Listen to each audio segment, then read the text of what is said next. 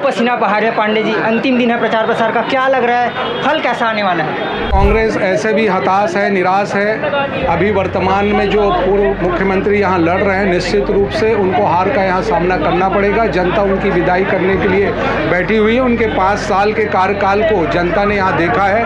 Congress party आरोप लगाती है भारतीय जनता पार्टी पर कि मुस्लिम समाज जो है वो भारतीय जनता पार्टी जो है मुस्लिम समाज का भला नहीं करती। 400 पार, हाउ इज दिस पॉसिबल, या कांग्रेस पार्टी कह रही है? देखिए भैया, हाउ इज दिस पॉसिबल जो पार्टी पूछ रही है उसके 40 सीट के भी लाले हैं, तो इसलिए कांग्रेस क्या पूछ रही है इसमें देश को कोई इंटरेस्ट नहीं है। देश को मुख्य रूप से इंटरेस्ट सिर्फ 3 मुख्य बातों में है। कांग्रेस कितने में लड़ रही है? 200 के आसपास, और हम 303 थे, 400 से ऊपर लड़ने वाले हैं, तो इसलिए 400 पार की बात करते हैं। भूपेश बघेल सूबे के पूर्व मुख्यमंत्री है, कितनी बड़ी चुनौती मानते हैं आप? आपको ध्यान होगा, लोकसभा चुनाव 2024 के लिए आज चुनाव प्रचार का अंतिम दिन है।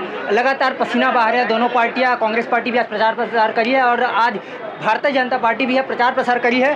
खूब पसीना बहा रहे हैं पांडे जी, अंतिम दिन है प्रचार प्रसार का, क्या लग रहा है फल कैसा आने वाला है? भारतीय जनता पार्टी की ये विशेषता रही है, जनसंघ से लेकर के बीजेपी आज तक, जो कम समय में पार्टी अटल जी का नेतृत्व देखी, आज हम देख रहे हैं माननीय मोदी जी को। भाजपा तो शांति काल में भी जैसे युद्ध काल की तैयारी करते हैं वो तैयारी करती है, और भारतीय जनता पार्टी का हमारा कार्यकर्ता हमेशा धरातल पर रहकर पसीना बहाता है। आज जो ये पसीने बह रहे हैं, वास्तव में ये 26 तारीख को वोट के रूप में तब्दील होने वाला है। हमारी माताएं बहनें जिस जोश और जुनून के साथ निकली है, इन्होंने सिद्ध कर दिया है कि भाजपा का कमल खिलेगा। जीत का अंतर क्या रहने वाला है? बहुत भारी बहुमत से यहाँ हम जीतेंगे और कांग्रेस हारने वाली है। कांग्रेस कह रही है कि 400 पार कैसे पॉसिबल हो? कांग्रेस कितने में लड़ रही है? 200 के आसपास, और हम 303 थे, 400 से ऊपर लड़ने वाले हैं, तो इसलिए 400 पार की बात करते हैं। भूपेश बघेल सूबे के पूर्व मुख्यमंत्री है, कितनी बड़ी चुनौती मानते हैं आप? आपको ध्यान होगा, साजा में ईश्वर साहू भी, जिसको लोग चुनौती कहते थे, ऐसा पटकनी दिया कि आज तक उठ नहीं पाए। जी बहुत धन्यवाद। हमारे साथ वरिष्ठ बीजेपी नेता नीलू शर्मा जी भी है। क्या लग रहा है माहौल राजनांदगांव का? देखिए, निश्चित रूप से भारतीय जनता पार्टी की जीत सुनिश्चित है। संतोष पांडे जी सांसद बन के इस राजनांदगांव लोकसभा में दूसरी बार प्रतिनिधित्व करने जाएंगे, और आप ये अपार संख्या में भीड़ देख रहे हैं। महिलाओं की कितनी बड़ी संख्या आज इस सड़क पर उतरी है चिलचिलाती धूप में, और लगातार जब से चुनाव प्रचार हुआ है तब से भारतीय जनता पार्टी के पक्ष में वातावरण का निर्माण जो है बहुत तेज़ी से हुआ है। जनता का आशीर्वाद संतोष पांडे जी को, कमल छाप को, नरेंद्र मोदी जी को प्राप्त हो रहा है। कांग्रेस पार्टी में लगातार जोड़ तोड़ वाला चल रहा है, तो क्या लगता है कांग्रेस को इससे नुकसान होगा? इस्तीफे का दौर जारी है अभी। देखिए, कांग्रेस ऐसे भी हताश है, निराश है। अभी वर्तमान में जो पूर्व मुख्यमंत्री यहाँ लड़ रहे हैं, निश्चित रूप से उनको हार का यहाँ सामना करना पड़ेगा। जनता उनकी विदाई करने के लिए बैठी हुई है। उनके 5 साल के कार्यकाल को जनता ने यहाँ देखा है, भ्रष्टाचार को देखा है, उनके खोखले घोषणा पत्र को भी देखा है, उनके वायदे को देखा है। राजनांदगांव की जनता जो है वो भारतीय जनता पार्टी का कमल खिलाने जा रही है। जी बहुत धन्यवाद। और ये तो नीलू शर्मा जी भाजपा के वरिष्ठ नेता है, और भी लोगों से बातचीत करने की कोशिश करेंगे। आप युवा है, क्या लग रहा है युवा वर्ग से कांग्रेस पार्टी युवा वर्ग के लिए कुछ की है? देखिए, कांग्रेस पार्टी मिठलबारी से भरी पार्टी है। इतने घोटाले उन्होंने किए हैं, गोबर घोटाला हो, गौठान घोटाला हो, पीएससी युवाओं से तो छलने का काम उन्होंने किया है। और वहीं भारतीय जनता पार्टी की बात करें तो युवाओं को विकास का रास्ता दिखाना हो, चाहे युवाओं को एजुकेशन से जोड़ने की विषय हो, चाहे युवाओं को आत्मनिर्भर बनाना हो, और देश को सशक्त बनाने में भारतीय जनता पार्टी का बहुत बड़ा, नरेंद्र मोदी जी का बहुत बड़ा योगदान रहा है। केवल उसी विषय को देखते हुए सारे युवा, प्रदेशवासी और देशवासी भाजपा के पक्ष में मतदान करेंगे, और भारी बहुमत से भाजपा की सरकार बनने जा रही है। राजनांदगांव जिले में संतोष पांडे जी पूर्ण बहुमत से सांसद चुने जाएंगे, और भूपेश बघेल जी को खदाड़ने का काम ये जिले की जनता करेगी। बस इतना ही बोल के अपनी वाणी को। जी 400 पार, हाउ इज दिस पॉसिबल, या कांग्रेस पार्टी कह रही है? देखिए भैया, हाउ इज दिस पॉसिबल जो पार्टी पूछ रही है उसके 40 सीट के भी लाले हैं, तो इसलिए कांग्रेस क्या पूछ रही है इसमें देश को कोई इंटरेस्ट नहीं है। देश को मुख्य रूप से इंटरेस्ट सिर्फ 3 मुख्य बातों में है। राष्ट्र की सुरक्षा, दूसरा लोगों का अर्थतंत्र, और तीसरा प्रमुख रूप से युवाओं का जो पूरा रोजगार का तंत्र है वो मजबूत हो। तो तीनों तंत्र मजबूत करने के लिए मोदी जी भरपूर काम कर रहे हैं, और जब काम के बाद राम की बारी आई तो उन्होंने आज मंदिर भी बना लिया है। पिछले कुछ दिन पूर्व ही रामनवमी गई है, ये रामनवमी राम जी के मंदिर में बनी है। ये एकमात्र रीजन भी काफी है कि मोदी जी को कईयों बार जिता दिया जाए।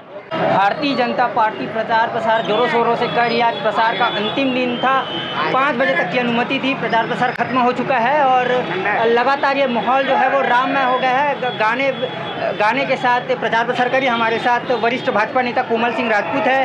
क्या लगता है, क्या माहौल है, क्या रहने वाला है जीत का अंतर, कितने सीटें मिलेगी भारतीय जनता पार्टी को? राजनांदगांव में चुनाव एक तरफा है।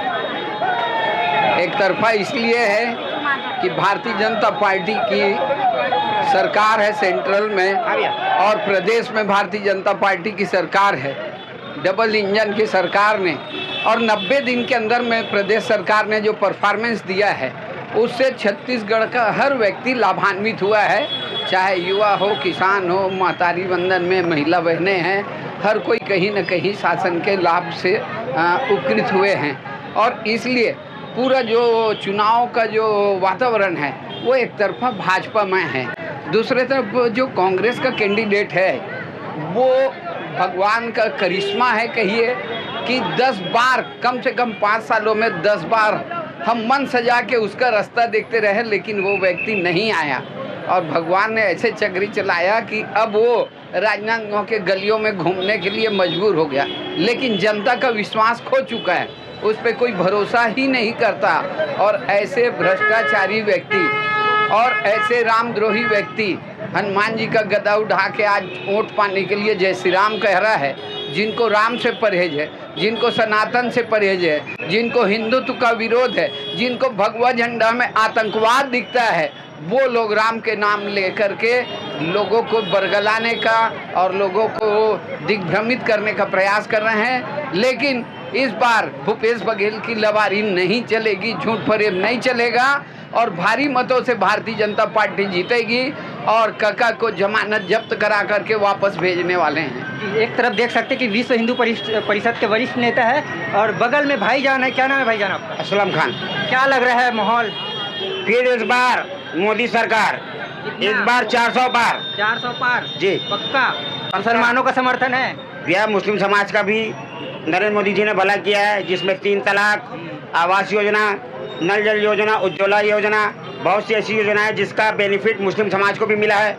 और मैं मुस्लिम समाज से गुजारिश करता हूं कि ज़्यादा से ज़्यादा भारतीय जनता पार्टी को वोट दे और मोदी जी का हाथ मजबूत करे। लेकिन कांग्रेस पार्टी आरोप लगाती है भारतीय जनता पार्टी पर कि मुस्लिम समाज जो है वो, भारतीय जनता पार्टी जो है मुस्लिम समाज का भला नहीं करती। ऐसा नहीं है भैया, लोगों को दिख रहा है, नहीं दिख रहा वाली बात नहीं है कि कांग्रेस क्या बोलती है और क्या करती है, और बीजेपी क्या बोलती है क्या करती है। सबका साथ, सबका विकास, सबका विश्वास।